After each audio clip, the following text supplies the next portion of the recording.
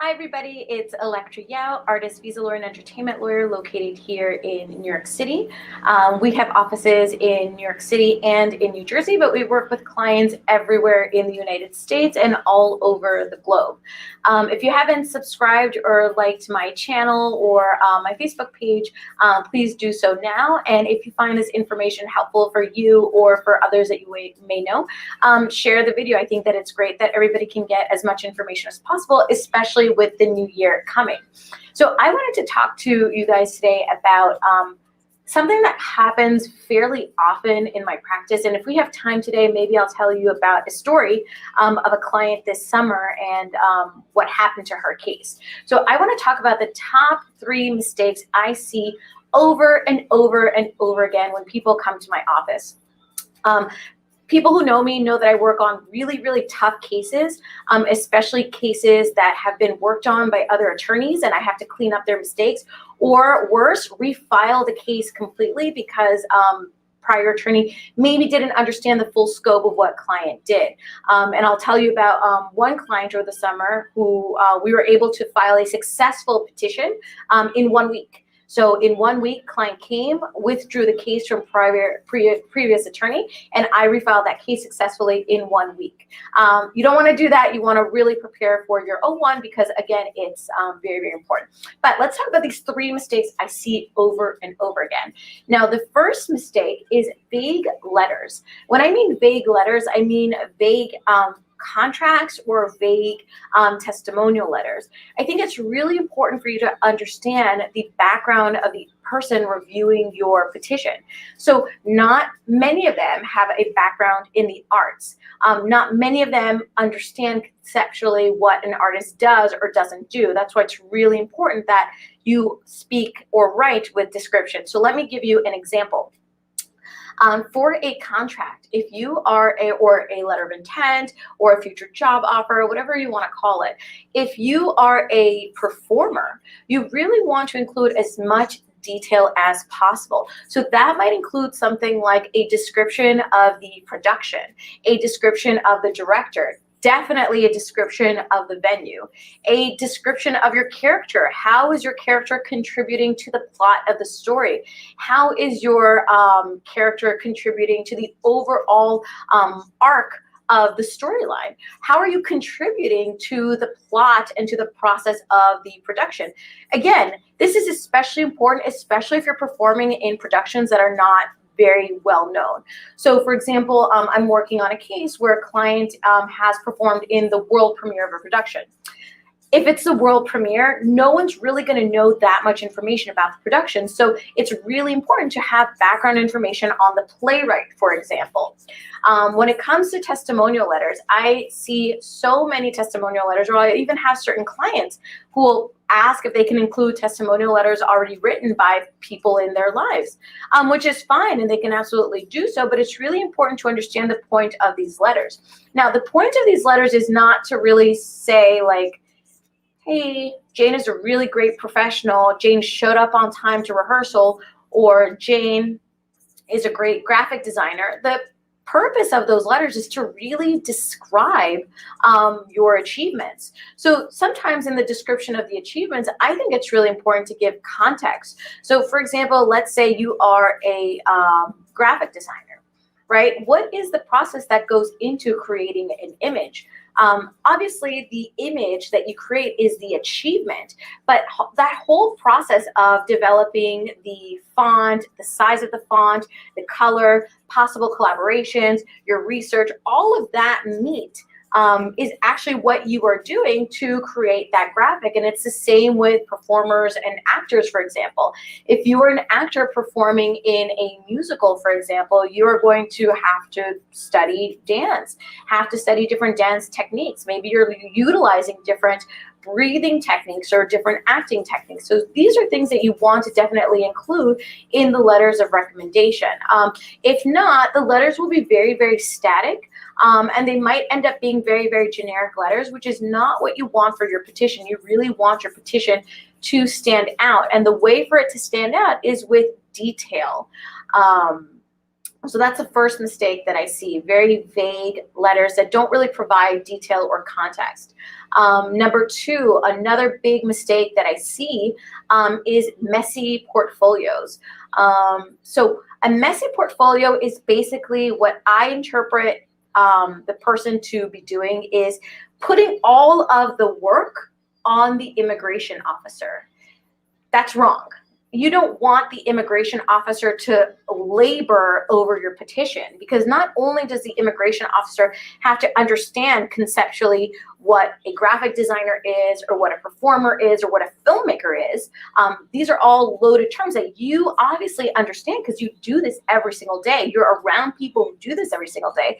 But an officer who's in her office and reading your petition and other people's petitions might not have the patience or the curiosity to be engaged with your petition if it is messy.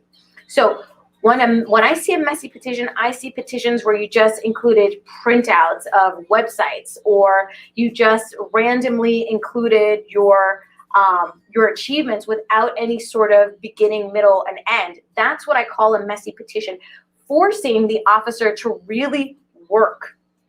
Also, not including background information. You're forcing, if you do not include the background information, you're forcing the officer to go from your messy petition to go to Google and research. And chances are that officer's not going to go from your petition to Google and research. They're going to just issue an RFE because they're not going to fully engage with you. So a clean petition is a petition that tells your story with context and with detail. A clean petition provides a very clear roadmap for the officer. A clear petition provides guidance to the officer so that he or she understands the trajectory of your career. Now, you don't need to include all of your achievements and all of your shows and all of your clients, but you want to make sure that you're giving the maximum impact when he or she looks at your petition. So you want to include the strongest productions first, so going from strongest to weakest, and you also want to include what I have created, what we use in my firm, something that I've made up, and we call these title sheets. Title sheets are basically sheets of paper with a description on top, which indicates what is behind that. So for example, if you are a filmmaker and your role in a particular production was filmmaker, you would include that you were a filmmaker, the name of the production, so the name of the film that you were working on, and maybe where it was screened at different festivals. Boom, high, fast impact. On that first sheet, you gave them all the relevant information for them to analyze.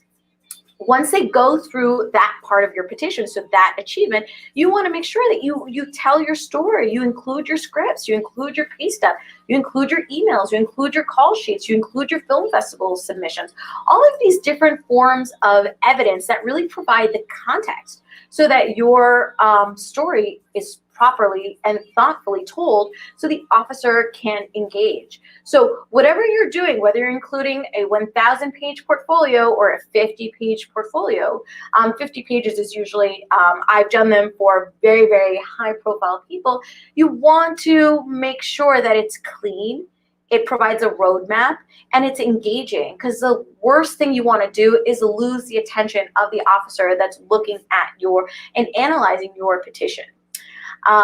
The third issue that I always see in petitions, especially those who maybe don't work with an experienced attorney or work with an attorney in general, is I see very poor descriptions of the field of endeavor.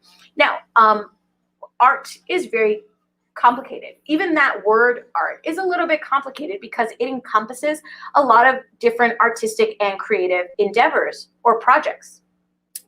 But regular people, so people who are not artists or people who are not professionals that work with artists, sometimes think that art is just like fine art, like painting on a canvas, which that is, but it's also a lot of different things, especially in the O-1B world.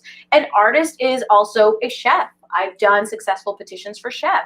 An artist is also a PR professional. I've done successful petitions for PR people.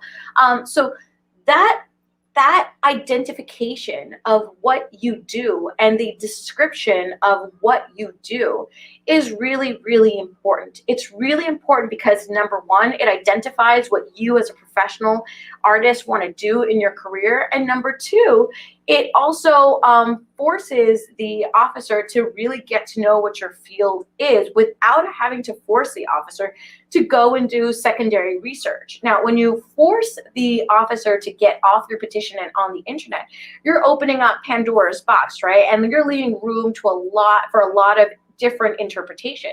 And you're leaving room for different interpretation from inexperienced people. You don't want that. You really want to identify in your petition what your field is, what that means, and have everything in the petition reflect that description. So from your contracts to your portfolio to your testimonial letters, everything is all connected and needs to tell a cohesive story. So a lot of the times I see people ignoring that without them really understanding the importance of it.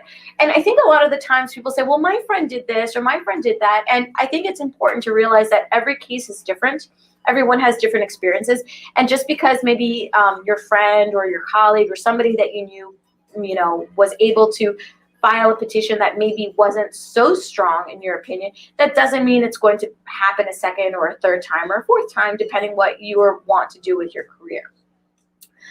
So those are the three top mistakes that I see time and time again. Very vague contracts and vague testimonials, messy portfolios, which means you're forcing the officer to do work instead of encouraging the officer to engage with your petition. And number three, very poor descriptions of the field of endeavor, and sometimes a lack of identification of the field of endeavor. So those are the top three mistakes I see with O-1Bs. Now, I'm going to throw you a bonus. A bonus is something that I see all the time, and this is post-approval, is a misunderstanding of your validity dates. Now, for people who travel in and out of the U.S., you know that you have visa stamps, you've got your approval notice, you've got your I-1, the I-20, you've got all of these different dates that maybe are all identical, and if that is your case, you're extremely lucky. But most of the time, I'd say like 85% of the time, they're all conflicting dates. So it's important to know which date counts, which date controls. And the date that controls is the date on your I-94. So if you don't know what your I-94 is, look at your old petition or ask your attorney or go and Google I-94 and enter in your passport information and find out what your validity dates are. Why is this important? This is important because if you do not timely file your petition, you will be out of status. Now, you might get approved for the O-1 part, but you won't get approved for the extension of status part. So what happened this summer to a client of mine is this person went to a notario, so a fake lawyer, a person who puts him or herself out to be an attorney and is not a licensed attorney, is not a licensed professional. It is just somebody who just does immigration work. This person did not timely file my client's petition, which means that my client was out of status when she came to me and did not realize any of this. She just had a feeling that something was not right with her petition. So we were able to get the client approved on her O-1, so on the merits of the case. But because she had come to me so far after the end of her validity period, which she did not understand was the I-94 dates, not her passport dates, she was unable to do an extension of status and was forced to consular process, so go out of the country, undergo visa stamping, and then coming back to the U.S. So you want to make sure you don't mix up your validity dates and that you understand which validity dates control. So just a quick recap, the three top mistakes or the three deadly mistakes that I see with O-1s are vague letters, so vague contracts and vague testimonials, messy portfolios, so portfolios that do not engage the reader, i.e. the immigration officer, and poor descriptions or a lack of description, and which to me shows a lack of understanding of the field of endeavor of the person who is filing the petition. And fourth, your bonus is understand the validity dates of your O-1. Do not base your validity dates on your passport, on your I-20 on a piece of paper, whatever it is, look at your I-94. Those are the controlling dates. So I hope that this was helpful. If there are any topics that you want me to cover, I will definitely do that. I know that I have to continue our topic on the business of the arts, and hopefully today I can talk about the importance of branding yourself. And again, thinking of your artistry beyond just maybe a production or beyond, your O-1, but thinking really of yourself as a brand to cement long-term success for yourself. So I hope that this was helpful. I really love talking about O-1s. It's something that I'm extremely passionate about. And I hope to see you either later today or Monday. Yeah. It's a very exciting time because it's the end of the year and next year is a big year for everybody.